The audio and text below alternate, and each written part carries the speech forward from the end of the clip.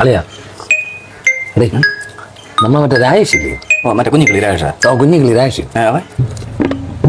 അവന്റെ നടപ്പും ഭാവവും അവന്റെ വിചാരമൊക്കെ കണ്ടു കഴിഞ്ഞാൽ എന്തൊരു വലിയ സംഭവമാണ് ഇല്ലടേ. പിന്നെ എന്തിനൊക്കെ ഉണ്ടെങ്കിലും അറിയല്ലേ, നിന്റെ ഭാര്യയെ കുറിച്ച് അറിയല്ലേ?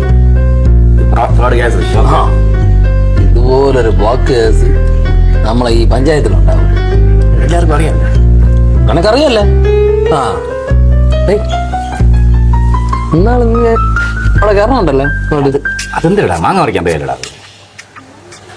നീ ചുമ്മാ ആവശ്യമില്ലാത്ത പറയല്ലേ. മാങ്ങ പറിക്കാൻ പോയല്ലേ? മാങ്ങ പറിക്കാൻ പറിച്ചാ? ഓ നോക്കിയും കണ്ടൊക്കെ പറിച്ചാ കൊള്ളാം.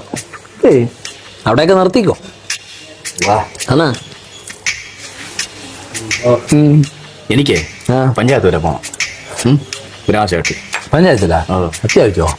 വീട്ടിൽ പറഞ്ഞു ഞാൻ പിന്നെ ശരി. ഓ ശരിയടാ.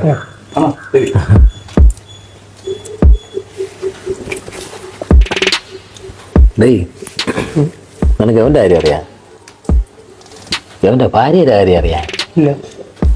എടേ ഇതുപോലെ പിഴച്ചവള് ഈ ലോകത്ത് കാണൂല. ചുമ്മാ ഇരിക്കാനാ? എടാ അണ്ണാ പറഞ്ഞു കൊടുക്കുക അങ്ങോട്ട്.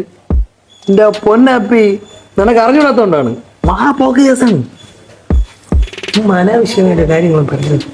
അനാവശ്യം പറയരുതെന്നാ. നിനക്ക് ഇതൊന്നും മനസ്സിലാവില്ല. നീ ആട്ടോ ഓടിക്കല്ലേ പോണത്? നിന്റെ ഓട്ടിപ്പൊക്കെ നാട്ടുകാർക്ക് മൊത്തം അറിയാം. നീ ആട്ടോ ഓടിക്കാൻ പോയില്ലല്ലേ?